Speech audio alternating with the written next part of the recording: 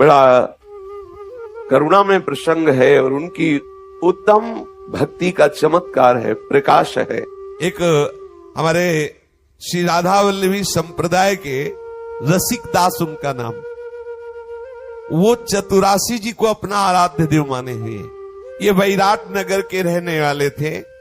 बाल्यावस्था से इनको संतों में अनुराग। ये हम जरूर देखते हैं किसी भी महापुरुष के जीवन में कि जो चरम अवस्था के प्रेम रस में डूबने वाला है वो उसको जरूर जरूर संत समागम मिला है, क्योंकि भक्ति स्वतंत्र सकल सुख कानी, बिनु सत्संग न पावई प्राणी। बाल्यावस्था से संत सभा का सेवन करने का इनको सौभाग्य मिला। धीरे से गृहस्थ आश्रम में अरुचि होने लगी। सत्संग करते करते विवेक जागृत हुआ। लगा कि माता पिता भाई बंधु पत्नी पुत्र परिवार ये जितना नाटक है तो माया का है। हमारा मुख्य लक्ष्य है भगवत साक्षात्कार करना, प्रभु के चरणों के अनुराग में डूबना। तो क्या मैं अपने इस अमूल्य जीवन को इन साधारण लौकिक माइक कर्तव्यों के पालन में नष्ट कर दें? इनके अंदर विचार प्रारंभ हुआ और विचार वैराग्य को प्रकट कर देता है। तो गृहस्थ आश्रम से इनके हृदय में वैराग्य हुआ, सब छोड़ करके वृंदावन धाम का आश्रय लिया। वृंदावन आए। वृंदावन में आकर के महाप्रभु हरिवंश चंद्र जी के रस में डूबे हुए उनके निज वंशज श्री दामोदर वर जी से उन्होंने शरणागति ली और श्री हरिवंश महाप्रभु के इस रस ग्रंथ श्रीमद चतुरासी जी में उन्होंने अपने संपूर्ण वृत्ति को लगा दिया, क्योंकि ये मन बहुत जगह कहां कहां भागेगा। उपासना में कहां उन्होंने चतुरासी जी को आराध्य देव माना। चतुरासी जी का जप करना, जानते हो चतुरासी जी का कैसे जप? माला से नहीं होता।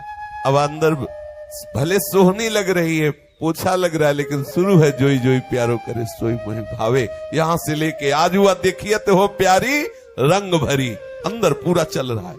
फिर आज हुआ देखिए तो हो प्यारी से लेके जोई जोई प्यारो करे, ऐसे पूरा पूरा समय उसी के चिंतन में जा रहा है चतुरासी। यह है चतुरासी जी का जप, चतुरासी जी का कीर्तन, चतुरासी जी का चिंतन, चतुरासी जी को ही भोग लगा के पाना, और सब कुछ चतुरासी जी।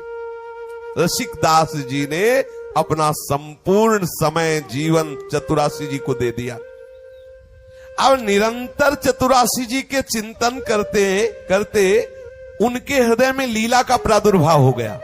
देखो कैसी महिमा है श्रीमद चतुरासी जी की कि जो पदों में लीला। अब आप देखो, अगर ये देखने को मिले कि बन की कुंजन कुंजन डोलन, बन की कुंजन कुंजन डोलन, दिक्सत निपट साकरी पीथिल, दिक्सत निपट साकरी बीन, परसत नाही निचोलन, परसत नाही निचोलन, मन की कुंजन कुंजन डोलन, मन की कुंजन कुंजन डोलन। प्रात काल रजनी सब जागे, प्रात काल रजनी सब जागे, सूचत सुख दृग लोलन, सूचत सुख दृग लोलन, आलसवंत अरुण अति व्याकुल, आलसवंत अरुण अति व्याकुल, कछुप जत गति गोलन, कछुप जत गति गोलन, मन की कुंजन कुंजन डोलन, मन की कुंजन कुंजन डोलन, निरतन भ्रिकुटी वदन अम्बुज मृदु मृदु निरतन भ्रेकोटे वदना पूजा मृदु सरस हास मधु बोलन सरस हास मधु बोलन अति आसक्त लाल आली फट अति आसक्त लाल आलिया मठ बस कीने बिनु मोलन बस कीने बिनु बोलन बन की कुंजन कुंजन डोलन बन के को जन डोलन विलुलित शिथिल श्याम छूटी लट बिलुलित शिथिल श्याम छूटी लट राजत रुचिर कपोलन राजत रुधिर कपोलन रति विपरीत जो मन परिरमन रति विपरीत चुम्बन परिरंभन चिबुक चारु टक टोलन चिबुक चारु टकटोलन कुंजन कुंजन डोलन बन के कुंजन डोलन कब हूँ श्रमित किसलय सिजा पर कबहु श्रमित की सलाया सीजा पर मुख अंचल झक झोलन मुख अंचल जग जोलन दिन हरि वर्ष दासी सीचत दिन हरिवंश दासी असी जन वारिध केली कलोलन वारिद केली कलोलन कुंजन कुंजन डोलन बन के कुंजन कुंजन कुंजन कुंजन कुंजन कुंजन डोलन श्री श्यामा श्याम गलबहियां दिए हुए वृंदावन की कुंज निकुंजों में विहरण कर रहे हैं। वन की कुंजन कुंजन डोलन आहा वन विहरण कर रहे हैं। प्रातः काल की वेला है। युगल सरकार गलबहियां दी हुई इस कुंज से इस कुंज में, इस निकुंज से इस निकुंज में ऐसे विहरण कर रहे हैं। आचार्य श्री हित सजनी स्वरूपा वर्णन कर रहे हैं। देखते हुए कैसे विहरण कर रहे हैं। बोले बहुत प्रेम में उन्मत्त हैं हमारे युगल सरकार। ऐसी उन्मत्तता प्रेम की युगल सरकार की है कि शरीर की सुध नहीं है। प्रेम मगन में, प्रेम मगनता में शरीर की सुध नहीं है। और ऐसी जगह से निकल पड़ते हैं युगल सरकार जहां निपट साकरी बीथिन, जहां सी प्रियाजू या प्रीतम अकेले नहीं निकल सकते, वहां युगल जा रहे गलबहियां दिए। और प्रेम व्यूहल नहीं देह मानी, प्रेम भी की विकलता में शरीर की सुधि नहीं है। तो ऐसा भी नहीं कि बड़ी चतुरता पूर्वक उस साकरी बीथी में युगल सरकार ऐसे अपने आप को बचा के निकल रहे, नहीं। प्रेम व्यूहल नहीं देह मानी, मगन जित तित चलत, छिन सु डगमग मिलत, पंथ बन देत अति हेत जाली। आहा कैसा महारस का स्वरूप जब भावना में प्रकाशित होता है उपासक के। ऐसे प्रेम व्यूहल युगल सरकार प्रेम उन्मत्त होकर गलबहियां दिए हुए वृंदावन की निकसत निपट साकरी बीथिन परसत नाही निचोलन। बिल्कुल निपट साकरी भी विथिन युगल सरकार जा रहे हैं, लेकिन उनका नीलांबर पीतांबर भी स्पर्श नहीं कर रहा उन लताओं से। बोले इसमें हमारे प्रिया प्रीतम की चतुरता नहीं, ये वृंदावन की लताओं का प्यार है प्यारे जू के प्रति। देखते हैं प्रेम विह्वल श्री युगल सरकार पधार रहे और रास्ता है नहीं, बिल्कुल निपट साकरी गली है, तो लताएं हट जाती हैं। आहा, पंथ बन देत अति हेत जानी, अत्यंत प्रेम विवश लताएं प्यारे जू को सुख पहुंचाने के लिए लताएं हट जाती। कोई जड़ लताएं थोड़ी है, महान प्रेम स्वरूपाए लताएं प्यारे जू को मार्ग दे। प्यारे जू प्रेम में उन्मत्त होकर के जा रहे, कैसी अद्भुत शोभा का वर्णन कर रहे हैं। श्री सेवक जी महाराज इसी रस में डूबे हुए हैं। एक पंक्ति में वर्णन किया, कही नित केली रस खेल वृंदा विपिन कुंज ते कुंज डोलन बखानी, पटन पर संत निकसंत वीथिन सघन, प्रेम विह्वल सुनहि देह मानी, मगन जित तित चलत छिन सु डगमग मिलत, पंथ बन देत अति हेत जानी। और रसिक हित परम आनंद अवलोकितन, सरस विस्तरत हरिवंश बानी।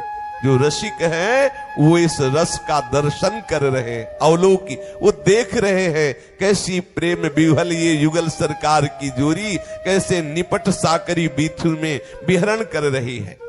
और आश्चर्य की बात, जब नेत्रों में रात्रि जागरण का प्रभाव होता है तो वैसे ही रस छके नेत्र, और कुछ आलस की सूचना हो रही नेत्रों में तो और भी मादकता से युक्त नेत्र होते हैं। जब अलसाए हुए नेत्र होते तो उसमें और मादकता, वैसे ही अरविंदाक्ष, वैसे ही प्रेम विवश, वैसे ही इनके चंचल नेत्र हो रहे हैं, लोलायमान हो रहे नेत्र। ऐसे श्री लाडली लाल के नेत्र कुछ कुछ आलस्य युक्त है, ऐसी अद्भुत शोभा हो रही। प्रात काल रजनी सब जागे, सूचत सुख दृग लोलन, आलसवंत अरुण अति व्याकुल, कछ उपजत गति गोलन। आहा, सिहित सजनी जो वर्णन कर रहे हैं, युगल सरकार गलबहियां दिए हुए प्रेम उन्मत्त होकर के प्रातः काल की बेला है, कुंज निकुंजों में विहरण कर रहे। निपट साकरी बीथिन से जब युगल सरकार वहां से जाते हैं तो प्रेम विह्वल दशा को देखकर लताएं मार्ग दे देती हैं। अब युगल सरकार की दृष्टि पे गई हित सजनी जू की दृष्टि, तो देख रही है कि उनींदे होने के कारण आलस्य भरे नेत्रों की अद्भुत शोभा, और प्रेम रसासो पान किए इसलिए अरुणिमा लिए हुए, आलसवंत अरुण, अरुणता लिए हुए। कैसे सुंदर नेत्र हैं, बड़े कटीले नेत्र हैं। लालजू के ऐसे कटीले नेत्र हैं कि कामदेव भी मूर्छित हो जाता है इन नेत्रों की कटाक्ष को देखकर। बड़े बड़े शब्द स्पर्श रूप रस गंध विजयी महात्मा आसक्त चित्त हो जाते हैं। कोटि मदन के मद का भी मर्दन कर देने वाले इनके नेत्र हैं, लेकिन इनके नेत्रों में जब हमारी लाडली जू के नेत्रों का प्रभाव होता है तो ये भी बेसुध होने लगते हैं। ऐसे हमारे लाडली जू के नेत्र हैं। तो लाडली लाल परस्पर गलबहियां दिए हुए एक दूसरे के नेत्रों में नेत्र मिलाए हुए प्रेम विवस्था से चल रहे। कैसे नेत्र है? बोले कुछ अलसाए हुए हैं, आलसवंत, और अरुण है, प्रेम रसासों का पान किए हुए, कुछ जागरण के कारण अरुणिमा लिए हुए। प्रेम की ऐसी रस उन्मत्तता, नेत्रों में अरुणिमा, और रात भर जागरण की सूचना इसलिए अरुणिमा, और आलस्य युक्त बड़ा ही सुंदर शोभा का वर्णन है। हितजू महाराज कह रहे आलसवंत अरुण और अति व्याकुल। ये जो व्याकुल शब्द है, पान कर रहे हैं रूप का, लेकिन रूप पान के लिए ऐसी व्याकुलता है कि पान करते हुए भी व्याकुलता बढ़ती जा रही। अनसन पर भुज दिए बिलोकत इंदु बदन बिबियोर, करत पान रस मत परस्पर लोचन त्रसित चकोर। ये जो त्रसित है यही व्याकुलता है। प्यारे जू यद्यपि प्रतिपल रूप रसासों का पान, एक दूसरे के रूप का पान कर रहे, फिर भी रूप दर्शन की, रूप प्यास की व्याकुलता नेत्रों में दिखाई दे रही। अरबरात मिलवे को निस्दिन मिले रहत, मनो कबहु मिले ना, ये व्याकुलता। आलसवंत अरुण अति व्याकुल। कछु उपजत गति गोलन। नेत्रों में श्री लाडली लाल के ऐसी दर्शन वृत्ति सी हितजू महाराज करे कि आलस्य झलक रहा है, अरुणता लालिमा भी झलक रही है, प्रेम रसासों की ऐसी शोभा हो रही है कि वो व्याकुलता छुप नहीं रही। प्यारे जू के परस्पर रूप की आसक्ति, यद्यपि वो बार बार सावधान होना चाहते, पर नेत्रों की जो गति है वो प्रेम विवश होकर असावधान है, बार बार सावधान होना चाहते हैं। श्री किशोरी जू के श्री अंगों में नवीन नवीन भाव उदय हो रहा है। बोले निर्तन भ्रकुटी, प्यारी जू की भ्रकुटी का बहुत बड़ा प्रभाव श्री लाल जू के मानस मृग पर पड़ता है। भ्रकुटी काम को दंड, नयन सर कज्जल रेखनी। तो जब प्यारे जू के परस्पर नेत्र मिले हुए हैं तो प्यारी जू की रसमयी भ्रकुटी का निर्तन प्रारंभ हुआ। प्यारे जू की तरफ देखते हुए जो भ्रकुटी का निर्तन कर रही है, कैसे श्री लालजू पर प्रभाव पड़ता है इस भ्रकुटी निर्तन का।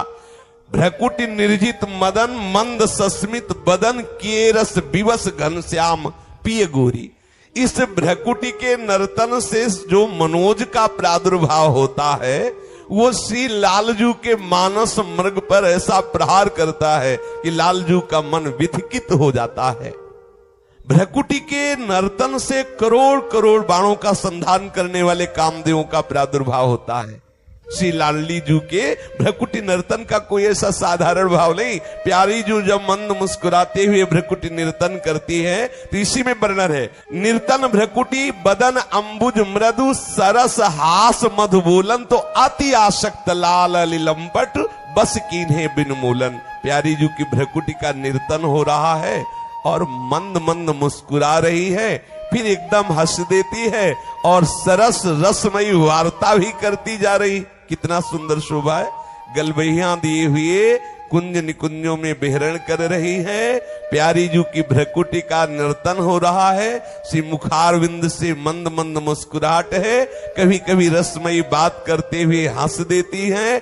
इसका प्रभाव श्री लालजू महाराज के ऊपर पड़ा कि वैसे ही आसक्त चित्त है और आसक्त होते चले जा रहे। अति आसक्त लाल अली लंपट, अली मने होता भौरा, और ऐसे भौरा जो लंपट भौरा है। कहा ये लंपट भौरे का विश्राम है? प्यारी जू के मुख कमल में। ये अलिप्रिया बदन अंबुज रस अटके अनत न जात। तो अति आसक्त लाल अली लंपट बस कीन्हे बिन मूलन। प्यारी जू की भ्रकुटी का निर्तन, प्यारी जू की मंद मुस्कुराहट, प्यारी जू का हंसकर बात करना, इससे महाराज बिक गए बिना मूल के। श्री लालजू महाराज अति आसक्त लाल अली लंपट बस कीन्हे बिन मूलन।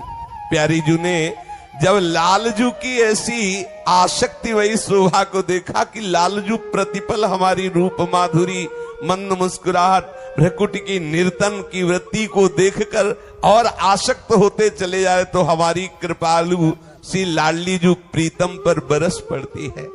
प्रीतम पर करुणा कर उदार राखत कछु न सार दसन बसन लागत जब देन। सूरत रंग का ऐसा महान रस वर्षण श्री लाडली जू करती हैं प्यारे जू के ऊपर कि वो केवल सहचरियां ही जालती है। प्यारी जू ऐसे भावरस में मगन हो जाती है कि विपरीत रति का दान करने लगती है। जैसे प्यारे जू के हृदय में प्रबल लालसा होती है। लालजू के जीवन धन स्वरूप है लाडली जू के अधरामृत। श्री लाडली जू अत्यंत कृपा करके रति विपरीत रस में श्री लालजू की जो चाहत है वो स्वयं पूर्ण करने लगती। करुणा कर उदार राखत कछुन सार दसन बसन लागत जब देन। तो बिलुलित शिथिल श्याम छूटी लट राजत रुचिर कपोलन रति विपरीत चुंबन परिरंभन चिबुक चारु टकटोलन। ये सखियों का महासुख है जो अपने नेत्रों के दोनों से पान करके उन्मत्त रहती। जैसी हरिवंश निकट दासी जन लोचन चसक रसासो गटगत। इसकी ना तो व्याख्या करने की किसी में सामर्थ्य है और ना इसको समझने की।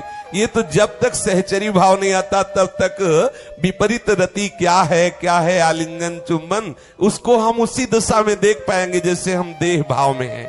जब तक हमारा भाव देह में प्रवेश नहीं होता तब तक हम देहाभिमानी उसको अपने ही देह भाव में देख पाएंगे। इसीलिए रसिकों ने इसे कहा है कि जो भावावेश में सहचरी भाव में आ चुका है वही इसका चिंतन करे, नहीं तो केवल वाणियों का गायन करे। गायन के प्रभाव से रस आएगा।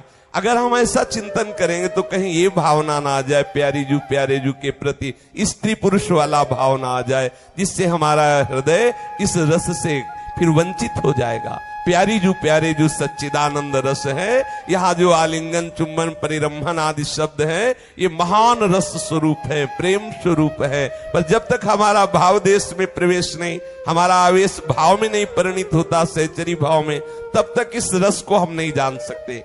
तो कबहू श्रमित किसले सिज्या पर मुख अंचल झकझोलन, दिन हरिवंश दास ही सींचत वारिधि केली कलोलन। सी प्यारे जू अपने दासियों को जो महासुख प्रदान कर रहे हैं वो केवल सहचरियां ही, वो निज जन ही जानते हैं, दूसरा कोई उसकी भावना भी नहीं कर सकता। श्यामा श्याम की सद्भुत श्रृंगार केली में कभी कभी ये जो रस प्रियाजू सूरत श्रमित होकर किसले सैया पर शयन करती है और प्रीतम श्रमों का निवारण करने के लिए पीतांबर से हवा कर रहे होते हैं। कैसा महासुख! प्यारी जू श्रमित होकर सैया पर विराजमान है, प्यारी जू अपने पीतांबर से हवा कर रहे, सहचरियां इस सुख को देख रही है। सिहित जू महाराज कह रहे ये केल समुद्र, ये रस समुद्र की जो अद्भुत तरंगे हैं केवल सहचरी भावापन्न महापुरुष सुख ले रहे। और इसका प्रभाव क्या पड़ता है? जिस उपासक का मन इस रस में डूब जाता है उसे और कोई रस अच्छा नहीं लगता। इसीलिए इस रस की तरफ वृत्ति बढ़ना बिना रसिकों के असंभव है। अपने कल्याण की भावना होना, सिद्धियों की भावना होना, प्रभु के अन्य लीलाओं में प्रवेश पाना, लेकिन ये जो रस केली समुद्र वृंदावन धाम में ये सूरत रस की तरंगों में डूबना है, ये तो प्रणय में रसिक ललितादि लोचन चसक पीवत मकरंद सुख राशि अंतर सची। बिना रसिकाचार्य की कृपा के रस का अनुभव असंभव। तो रसिक दास जी ऐसे ही चतुरासी जी का पद गायन करते, चतुरासी जी का चिंतन करते, तो चतुरासी जी की कृपा से उनका लीला में प्रवेश हो गया। एक दिन वो श्री जी की रसोई अमनिया कर रहे थे श्री जी को भोग पवाने के लिए, तो चतुरासी जी के पद का चिंतन करते करते ऐसे डूबे कि शरीर की सुधि न रही और गिर पड़े। तो जो करछी होती है वो उनकी जांघ में प्रवेश कर गई, जांघ में वो करछी, और ये मूर्छित होकर गिर पड़े। शुद्ध नहीं है, क्योंकि जब स्वरूप में स्थित महापुरुष जन होते हैं तो शरीर की शुद्ध नहीं रहती, तो कभी कभी ऐसी दशा होती कि शरीर लड़खड़ा करके गिर जाता है। क्योंकि पांच भौतिक शरीर में इतनी सामर्थ्य कहा कि वो प्रेम के आवेश को झेल पावे। अब वो स्वरूप में स्थित है, इसलिए पांच भौतिक शरीर के कष्ट का उनको भान नहीं होता। ऐसी स्थितियां प्राय बहुत से महापुरुषों के जीवन में देखी गई।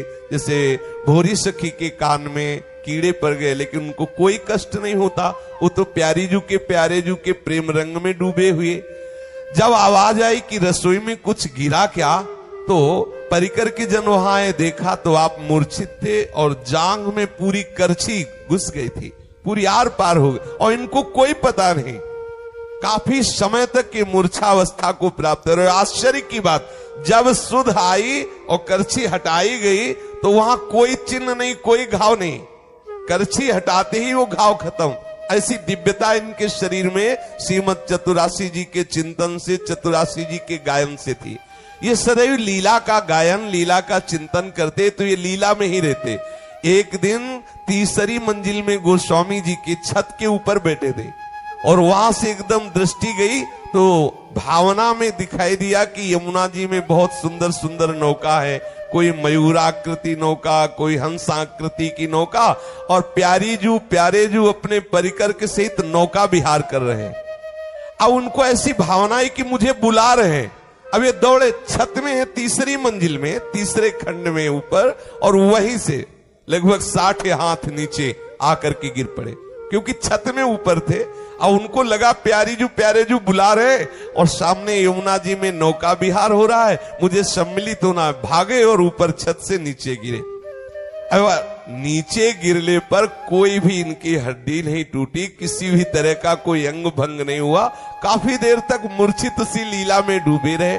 जब सुध आई तब फिर दरवाजा खटखटाया, तब जो भीतर निजी परिकर थे उन्होंने खुला। उन्होंने कहा कि आप तो अंदर थे, ऊपर छत में थे, क्या हुआ? तो पहले तो छुपाने की चेष्टा की, फिर जब उन्होंने कहा कि तुम्हें गुरुदेव की शपथ है, आप सही बताओ, जब आप यहां थे तो बाहर कैसे पहुंच गए? तब उन्होंने बताया कि हम ऊपर छत में थे, प्रिया प्रीतम नौका विहार कर रहे थे सहचरियों के साथ।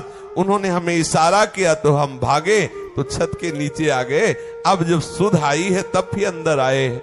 ये स्थिति, लीला में निरंतर रस में डूबा हुआ महापुरुष बाहरी कैसे कैसे विविध प्रकार के प्रतिकूल शरीर में भाव आ रहे, कभी तो करछी घुस रही, कभी ऊपर छत से गिर रहे, या ऐसा कुछ भी। जैसे महाप्रभु चैतन्य देव समुद्र में ही बहुत समय तक समुद्र में ही पड़े। तो ये दशाएं आने पर भी हृदय में ऐसी परमानंदमय स्थिति होती है कि किसी भी द्वंद का प्रवेश ही नहीं होता। इसलिए देवर्षि नारद जी कह रहे, भक्ति के लिए और कोई प्रमाण की आवश्यकता नहीं, भक्ति स्वयं प्रमाण है। पर भाई, हम अपने मन को, अपने चित्त को केवल प्रभु के चरणों के आश्रय में लगाएं। अन्य आश्रय बहुत घातक है अपने मार्ग में। निरपेक्ष होना बहुत बड़ी सिद्धि है इस मार्ग में। हम भूखे रहे, प्यासे रहे, हमारी कैसी भी वास व्यवस्था हो, कैसी भी शरीर अवस्था हो, कैसा व्यवहार हो, लोग हमें गालियां दे, निंदा दे, कुछ भी, लेकिन हम अपने प्रभु के सिवा अन्य किसी का आश्रय न रखे, बहुत जल्दी आपका रस में प्रवेश हो जाएगा। हम अन्य जो आश्रय लिए हुए हैं, ये हमारे भजन में बहुत बाधक है। किसी के द्वारा हमारे जीवन का अगर भरण पोषण हो रहा है तो मेरे लाडली लाल उनके द्वारा करवा रहे हैं, ऐसी भावना करे। किसी से सीधा अपना संपर्क न रखे, नहीं तो साधन भजन करते हुए भी आप इस भक्ति के रस से वंचित रहेंगे। इसमें महामहिमामयी वृत्ति का उदय होता है। अचानक घटना घटती है इस मार्ग में। जैसे आप भजन कर रहे हैं, भजन की कोई आपकी ऐसी भूमिका नहीं है कि आपके अंदर कोई ये दिव्य लीलाएं चल रही, एक दिन देख लेना, अचानक दृश्य बदल जाएगा, अचानक कोई ऐसी घटना घटेगी कि आपकी भूमिका बदल जाएगी, क्योंकि लाडली लाल अतिशय करुणा सिंधु है। पर आश्रय केवल प्रभु का ही हो, अन्य आश्रय न हो। इस भक्ति के प्रेम रस में डूबने के लिए अगर किसी का थोड़ा भी आश्रय है तो हमारे प्रियालाल के इस रस में प्रवेश पाना कठिन होता है। इसलिए संपूर्ण अनन्य हो जाओ। गीता में भी भगवान ने और शास्त्रों में और भक्तों के जीवन में भी देखा गया। तो एक बार ये जन्म प्रियालाल के चरणों में अर्पित कर दो, तो जो तुम्हें प्रेम रस का सुख मिलेगा वो तुम्हारा हृदय जानेगा। आप अपने आराध्य देव का नाम जप करें, आराध्य देव की लीलाओं का गायन करें, आराध्य देव के द्वारा ही पोषित हो, जो व्यवस्था हो, जैसी भी हो, हम अपने प्यारे जू के मानकर ही सेवन करें। कहीं किसी अन्य का आश्रय, अन्य का भाव ना आने पावे, बहुत जल्दी लाभ मिल जाएगा। इसमें प्रधान साधना नहीं, इसमें प्रधान समर्पण है। हमारा आत्मसमर्पण सही हो, प्यारे जू के चरणों का आश्रय हो, उनकी कृपा से अत्यंत दुर्लभ ये स्थिति आ जाएगी। विश्वास करो, आ जाएगी। अरे यहाँ की गंध में इतनी सामर्थ्य है। वृंदावन में आप देखना, किसी दिन ऐसी गंध आएगी कि हृदय का परिवर्तन कर देगी। किसी दिन ऐसा कोई शब्द आएगा कि हृदय का परिवर्तन कर देगा। ये लाडली लाल का धाम है। केवल आप आश्रित हो जाए प्रिया प्रीतम के, तो आपका हृदय प्रमाण बताएगा कि आपको क्या मिला है। शेष चर्चा आगे। श्री राधा वल्लभ लाल की जय।